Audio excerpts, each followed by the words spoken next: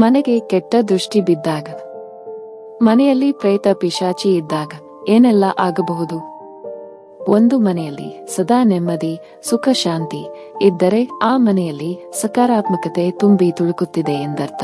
ಅದೇ ಒಂದು ಮನೆಯಲ್ಲಿ ಕಾರಣವಿಲ್ಲದೆ ಪದೇ ಪದೇ ಜಗಳ, ಅಶಾಂತಿ, ದುಃಖವಿದೆ ಎಂದರೆ ಆ ಮನೆಯಲ್ಲಿ ನಕಾರಾತ್ಮಕ ಶಕ್ತಿ, ಪ್ರೇತ ಪಿಶಾಚಿಗಳ ಪ್ರಭಾವ ಹೆಚ್ಚಿದೆ ಎಂದರ್ಥ. ಹಾಗಾದ್ರೆ ಮನೆಯಲ್ಲಿ ಪ್ರೇತ ಪಿಶಾಚಿ ಅಥವಾ ಕೆಟ್ಟ ದೃಷ್ಟಿ ಇದ್ದರೆ ಎಂಥ ಸೂಚನೆ ಸಿಗುತ್ತದೆ ಎಂದು ಇವತ್ತಿನ ಈ ಒಂದು ವಿಡಿಯೋದಲ್ಲಿ ತಿಳಿಯೋಣ ಬನ್ನಿ. 1. ಯಾವ ಮನೆಯಲ್ಲಿ ನಕಾರಾತ್ಮಕ ಶಕ್ತಿ ಇರುತ್ತದೆಯೋ ಅಲ್ಲಿ ಪದೇ ಪದೇ ಜಗಳವಾಗುತ್ತದೆ. 2. ಆ ಮನೆ ಜನರ ಆರೋಗ್ಯ ಪದೇ ಪದೇ ಹದಗೆಡುತ್ತದೆ. ಮನೆಯೊಡೆಯ ಯಾವಾಗಲೂ ಕೋಪದಿಂದಲೇ ಇರುತ್ತಾನೆ. 3. ಆ ಮನೆಯಲ್ಲಿ ಇರಲು ಇಷ್ಟವೇ ಆಗುವುದಿಲ್ಲ. ಎಲ್ಲಾದರೂ ಹೊರಗಡೆ ಹೋದರೆ ಮತ್ತೆ ಮನೆಗೆ ಹೋಗುವುದೇ ಬೇಡ, ಹೊರಗೆ ಇದ್ದು ಬಿಡೋಣ ಎನ್ನಿಸುತ್ತದೆ. 4. ಪ್ರೇತ ಪಿಶಾಚಿ ಇದ್ದ ಮನೆಯಲ್ಲಿ ಪದೇ ಪದೇ ಜಗಳವಾಗುತ್ತದೆ. ಯಾವ ರೀತಿಯ ಜಗಳವೆಂದರೆ ಸಣ್ಣ ಪುಟ್ಟ ವಿಚಾರಕ್ಕೂ ಹೊಡೆದಾಡಿಕೊಳ್ಳುವಂಥ ಜಗಳವಾಗುತ್ತದೆ. 5. ನಕಾರಾತ್ಮಕ ವಾತಾವರಣ ಇದ್ದ ಮನೆಯಲ್ಲಿ ಎಲ್ಲರೂ ಸದಾ ಸಿಟ್ಟಿನಿಂದ ಅಥವಾ ಬೇಸರದಿಂದಲೇ ಇರುತ್ತಾರೆ. 6. ಪ್ರತಿದಿನ ಕಲಹ, ಕಣ್ಣೀರಿಡುವ ಪರಿಸ್ಥಿತಿ ಬರುತ್ತದೆ. ಇದೆಲ್ಲ ನಕಾರಾತ್ಮಕ ಶಕ್ತಿ, ಪ್ರೇತ ಪಿಶಾಚಿ ನಿಮ್ಮ ಮನೆಯಲ್ಲಿ ಇದೆ ಎನ್ನುವ ಸೂಚನೆಯಾಗಿದೆ. ಏಕೆಂದರೆ ಪ್ರೇತಗಳಿಗೆ ಕಲಹವೆಂದರೆ ಬಹು ಪ್ರೀತಿಯಂತೆ. 7. ನಿಮ್ಮ ಮನೆಯ ಆರ್ಥಿಕ ಪರಿಸ್ಥಿತಿ ಹದಗೆಡುತ್ತದೆ. ಹಣ ನೀರಿನಂತೆ ಹರಿಯುತ್ತದೆ, ಖರ್ಚು ಹೆಚ್ಚಾಗುತ್ತದೆ. ಪ್ರತಿಯೊಬ್ಬರ ಮನಸ್ಸಿನಲ್ಲಿ ಗೊಂದಲ. 8. ಆದಾಯ ಬರುವುದು ನಿಲ್ಲುತ್ತದೆ. ಮನೆ ಜನರ ಆರೋಗ್ಯ ಹಾಳಾಗುತ್ತದೆ. ಅನಾರೋಗ್ಯದ ಚಿಕಿತ್ಸೆಗಾಗಿಯೇ ಹಣ ಖರ್ಚಾಗುತ್ತದೆ. 9. ಆ ಮನೆಯ ಜನರಲ್ಲಿ ಕೆಟ್ಟ ಯೋಚನೆಗಳು ಬರುತ್ತವೆ. ಕಾರಣವಿಲ್ಲದೆ ಆತ್ಮಹತ್ಯೆ ಮಾಡಿಕೊಳ್ಳುವ ವಿಚಾರ ಅಥವಾ ಹತ್ಯೆ ಮಾಡುವ ವಿಚಾರಗಳೆಲ್ಲ ಬರುತ್ತದೆ.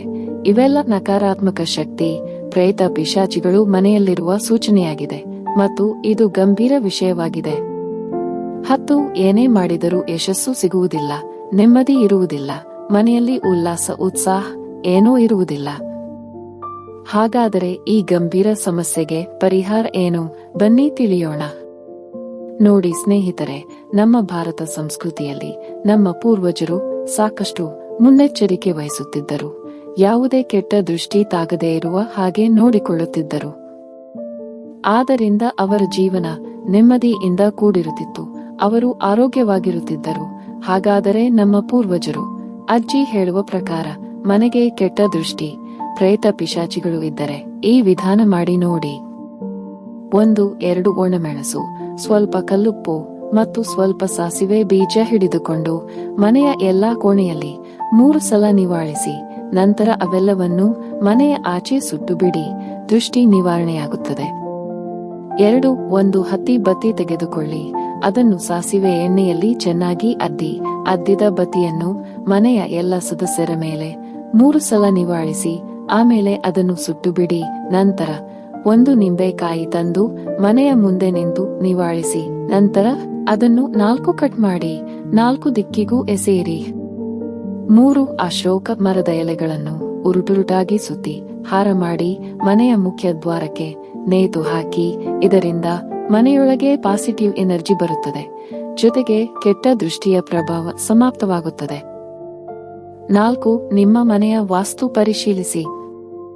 5. ಮನೆಯಲ್ಲಿ ತಪ್ಪದೆ ಹವನ ಹೋಮ ಯಜ್ಞ ಮಾಡಿಸಿ. 6. ಪ್ರತಿದಿನ 2 ಬಾರಿ ಹನುಮನ ಚಾಲಿಸ ಓದಿ. 7. ದೇವರ ಮೇಲೆ ನಂಬಿಕೆ ಇರಲಿ, ಅವನು ಯಾವತ್ತೂ ನಿಮ್ಮ ಕೈ ಬಿಡುವುದಿಲ್ಲ. 8. ವರ್ಷಕ್ಕೆ ಒಮ್ಮೆ ಆದರೂ ನಿಮ್ಮ ಮನೆ ದೇವರು ಅಥವಾ ಯಾವುದಾದರೂ ಪುಣ್ಯಕ್ಷೇತ್ರಕ್ಕೆ ಹೋಗಿ ಉರುಳು ಸೇವೆ ಸಲ್ಲಿಸಿ. ನಿಮ್ಮ ಮೇಲಿರುವ ಎಲ್ಲಾ ನೆಗೆಟಿವ್ ಎನರ್ಜಿ, ನಿಮ್ಮ ಮನೆಯಲ್ಲಿರುವ ಪ್ರೇತ ಪಿಶಾಚಿ ಮಾಯವಾಗುತ್ತವೆ. ಆ ಪುಣ್ಯಕ್ಷೇತ್ರದ ವಿಭೂತಿ, ತೈತ ಭಂಡಾರ ಪ್ರಸಾದ ಮನೆಗೆ ತನ್ನಿ. 9. ಮನೆಯನ್ನು ಸ್ವಚ್ಛವಾಗಿ ಇಟ್ಟುಕೊಳ್ಳಿ. ಪ್ರತಿದಿನ ಪೂಜೆ ಆಚರಣೆ ಮನೆಯಲ್ಲಿ ತಪ್ಪದೇ ಇರಲಿ. ಇದರಿಂದ ನಿಮ್ಮ ಮನೆಗೆ, ನಿಮ್ಮ ಮನಸ್ಸಿಗೆ ಶಾಂತಿ, ಸಮಾಧಾನ ಸಿಗುತ್ತೆ. ಈ ವಿಧಾನಗಳು ಖಂಡಿತವಾಗಿಯೂ ನಂಬಿಕೆಗೆ ಸಂಬಂಧಪಟ್ಟ ವಿಚಾರ. ದಯವಿಟ್ಟು ಕಡೆಗಣಿಸಬೇಡಿ. ದೇವರು ಎಲ್ಲರಿಗೂ ಒಳ್ಳೆಯದನ್ನೇ ಮಾಡಲಿ. ಸ್ನೇಹಿತರೆ, ಈ ಒಂದು ಮಾಹಿತಿ ನಿಮಗೆಲ್ಲ ಇಷ್ಟವಾಗಿದೆ ಎಂದು ಭಾವಿಸುತ್ತೇನೆ. ಇಷ್ಟವಾದರೆ ಲೈಕ್ ಮಾಡಿ. ಇನ್ನಷ್ಟು ಮಾಹಿತಿಗಳಿಗಾಗಿ ಚಾನೆಲ್ ಸಬ್ಸ್ಕ್ರೈಬ್ ಮಾಡುವುದನ್ನು ಖಂಡಿತ ಮರಿಬೇಡಿ. ಕೇಳಿದ್ದಕ್ಕಾಗಿ ಧನ್ಯವಾದಗಳು.